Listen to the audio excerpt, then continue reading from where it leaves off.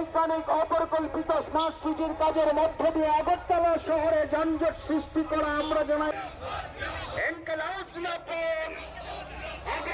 পৌর নিগম বিকল্প পুনর্বাসনের ব্যবস্থা না করে রাতের অন্ধকারে হকার উচ্ছেদ অভিযান কেন আগরতলা পৌর নিগম জবাব চাই। ব্যবস্থা বিকল্প জায়গার ব্যবস্থা না করে রাতের অন্ধকারে অমানবিক বিজেপি সরকার হয় গরিবের ছাত্র বিজেপির সরকার হয় গরিবের ছাত্র বিজেপির সরকার হয় পুনর্বাসনের ব্যবস্থা না করে রাতের অন্ধকারে অমানবিক উচ্ছেদ অভিযান বন্ধ করতে হবে। অবিলম্বে বিকল্প জায়গার ব্যবস্থা করতে হবে। হকারদের জন্য বিকল্প জায়গার ব্যবস্থা করতে হবে। বিকল্প জায়গার ব্যবস্থা না করে হকার উচ্ছেদ অভিযান বন্ধ করতে হবে।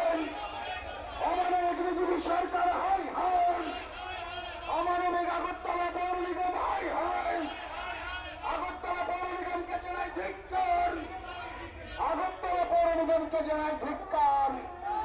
গরিবের পেটে লাথি মারা আগরতলা পৌর নিগম হয় করে হকার উচ্ছেদ অভিযান কেন পৌর নিগম জবাব চাই। জবাব দাও। গরিবের শত্রু বিজেপি সরকার হয় গরিবের শত্রু বিজেপি সরকার হয় গরিবের শত্রু বিজেপি সরকার হয় অমানবিক উচ্ছেদ অভিযানকে জানাই ধিক্কার। গরিব মানুষ থাকতে পারবে না। আপনারা লক্ষ্য করেছেন আমাদের রাজ্যে বেশ কয়েকবার প্রধানমন্ত্রী এসেছিল। প্রধানমন্ত্রী যখনই আমাদের রাজ্যে আসে প্রধানমন্ত্রীর কাছে রাজ্যের গরিব মানুষ যাতে প্রধানমন্ত্রী দেখতে না পারে, গরিবের যন্ত্রণা যাতে দেখতে না পারে, ওই দোকান যারা পাশে রাস্তায় বসে দোকান করে দোকানগুলো উচ্ছেদ করে পর্দা দিয়ে ঢেকে দেয় প্রধানমন্ত্রীর আসা যাওয়ার রাস্তায়। বিগত 3 দিন ধরে তারা একই কাজ করছে। আপনাদের জানার জন্য বলছি, সুপ্রিম কোর্টের নির্দেশিকা আছে, যদি হকারদের উচ্ছেদ করতে হয় তাদেরকে বিকল্প ব্যবস্থা করতে হবে। আমাদের রাজ্যের বামফ্রন্ট সরকার, আমি বামফ্রন্টের গুণ কীর্তন করার জন্য এখানে মাইকের সামনে দাঁড়াইনি, কিন্তু নাগরিকদের অভিজ্ঞতা আছে। আপনারা যারা আমাদের কথা শুনছেন আপনাদের অভিজ্ঞতা আছে। এখানে বামফ্রন্ট সরকার অনেক সময় হকারদের উচ্ছেদ করতে হয়, কিন্তু বামফ্রন্ট সরকার এই হকারদের ডেকে তাদের সাথে কথা বলে পরিকল্পনা করে বিকল্প ব্যবস্থা করে তারপর হকারদের উচ্ছেদ করেছে। বামফ্রন্ট সরকার একজন হকারকে বেআইনিভাবে রাতের অন্ধকারে উচ্ছেদ করেনি। আজকে 3 দিন ধরে যা চলছে আগরতলা শহরে, এটা তো ছিনতাইবাজদের কাণ্ড কারখানা। দোকানদারদের নোটিশ না দিয়ে তাদের জিনিসপত্র গাড়িতে তুলে নিয়ে যাচ্ছে, তাদের জামা কাপড় শেষ সম্বলটুকু এগুলো বিক্রি করে যাওয়া তাদের পেট রোজগার করে এগুলো গাড়িতে করে নিয়ে যাচ্ছে।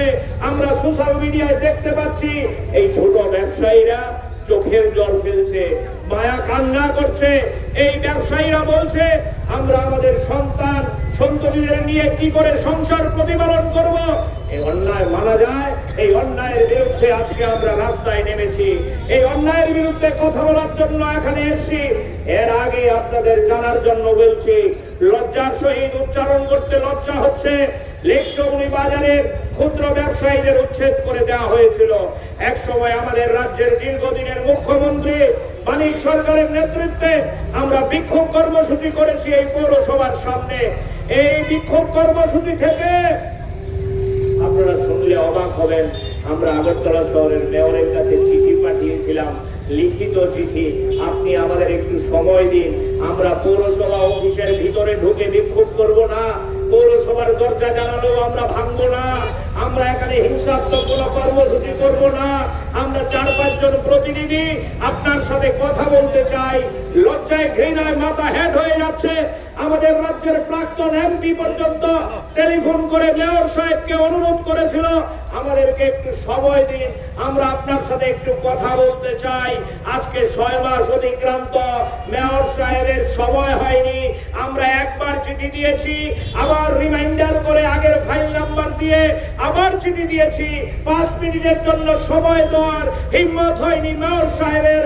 ওরা নাকি জনগণের কথা বলছে, ওরা নাকি মানুষের জন্য কথা বলছে, ওরা নাকি মানুষের কাজ করবে। একটা স্বীকৃত রাজনৈতিক দলের প্রতিনিধিদের সাথে কথা বলতে চায় না। আমি আপনাদের কাছে বিনয়ের সহিত অনুরোধ করব, গোটা রাজ্যের মধ্যে একটা জঙ্গলের রাজত্ব চলছে। পৌরসভাও তার ব্যতিক্রম না, তাদের নিজেদের ইন্টারনাল স্ট্রাগল। আজকে খবরের কাগজে দেখলাম ওই যে ভেন্ডার কমিটি আছে শহরে, যারা লাইসেন্স দেয়, এই ভেন্ডার কমিটি বাতিল করে দিয়েছে। আমরা সন্দেহ প্রকাশ করেছিলাম এই ভেন্ডার কমিটির মধ্যেই সব লুকিয়ে আছে। পয়সার বিনিময়ে লাইসেন্স, একদল লাইসেন্স দিচ্ছে, আরেক দল লাইসেন্স ক্যান্সেল করে দিচ্ছে। একদল লাইসেন্স দিচ্ছে, আরেক দল এসে পুলিশ নিয়ে তাদেরকে ভেন্ডারদের তুলে দিচ্ছে। পয়সার খেলা চলছে পৌরসভার মধ্যে। পয়সা না দিলে পৌরসভায় ক্ষুদ্র ব্যবসায়ীরা লাইসেন্স পায় না। তাদের সাথে বিকেলবেলা চা খেতে খেতে কথা হয়, তারা বলছে দাদাদের পয়সা না দিলে রাস্তায় বসা যায় না। কাকে কতজনকে পয়সা দেবেন? একজনকে পয়সা দিলে হয় না। মন্ডলের এক নেতাকে পয়সা দিলে আরেক নেতা ওই ভেন্ডার লাইসেন্স বাতিল করার জন্য দরবার করছে। আমরা দেখছিলাম সোশ্যাল মিডিয়ার মধ্যে, সংবাদ মাধ্যমের মধ্যে বিজেপির শ্রমিক নেতা, নাম বলবো না, উষ্মা প্রকাশ করছেন কেন তাদেরকে এভাবে উঠিয়ে দেওয়া হচ্ছে। উনি নাকি এটা মানতে পারছেন না। এই শ্রমিক নেতাকে বলবো, হিম্মত থাকলে আমাদের সাথে আসুন, একসাথে লড়াই করি, একসাথে মিছিল করি। হিম্মত হবে না। ওই আজকে দেখলাম ভেন্ডার কমিটি বাতিল করে দিয়েছে।